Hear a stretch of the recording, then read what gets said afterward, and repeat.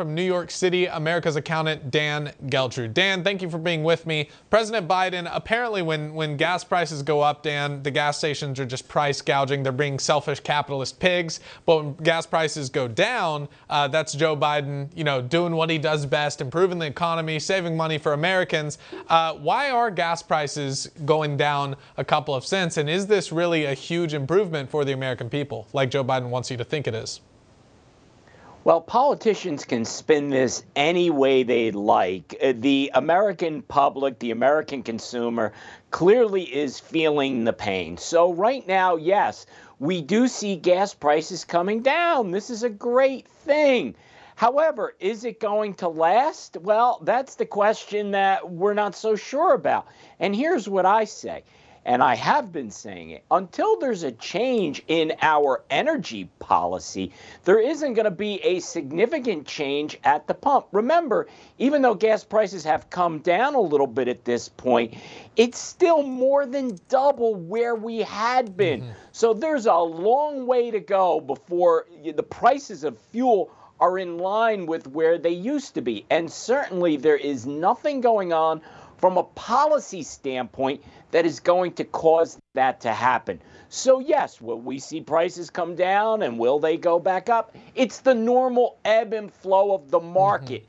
This is not, in my opinion, a permanent trajectory downward in the price at the pump. Yeah, it doesn't seem to be that way. And like you said, things ebb and flow, but a consistent change is what we're looking for, something that's constant and something that plays out for weeks, months, and so on. So, we'll have to see. I would love for gas prices to keep going down, but like you said, until there's a change in policy from the administration, that's probably not going to happen long term. Now, I want to switch gears here, Dan, and get to this. Retail sales were up 1% in the month of June. From May to June, people were apparently hitting the stores more, buying some more products. Some people are saying this is easing a fear of recession, but same thing with the gas prices.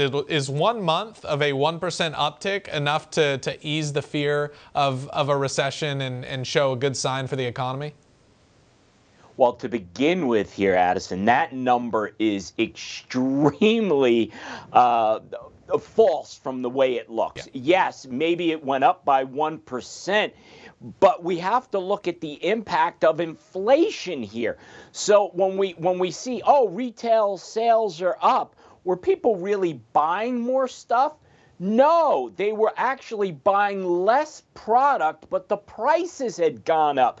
So I don't really think this is a good indication at all as to what's going on in the retail market. In fact, when you factor in inflation into sales going up, sales actually went down for the month of June. And that's because, again, you just look at it at the surface, sales up. You analyze the numbers a little bit and say, no, inflation, that's not real sales.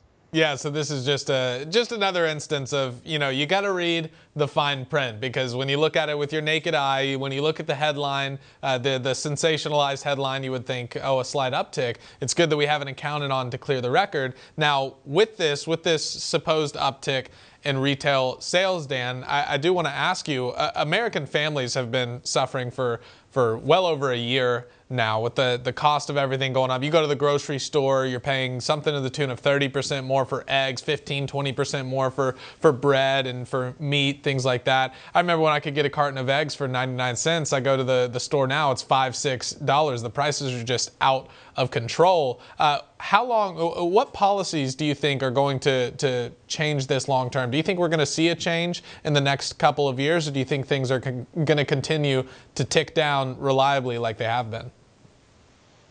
Well, that's the question everybody is curious about. And when people have asked me, hey, when is there going to be a change, whether it's in the stock market, in the economy, inflation, all these things, I believe we won't see anything happen until after the November elections. And the reason I say that, assuming that the Republicans do what they should do based upon the environment that we're in right now, the Congress should go into the hands of the Republicans.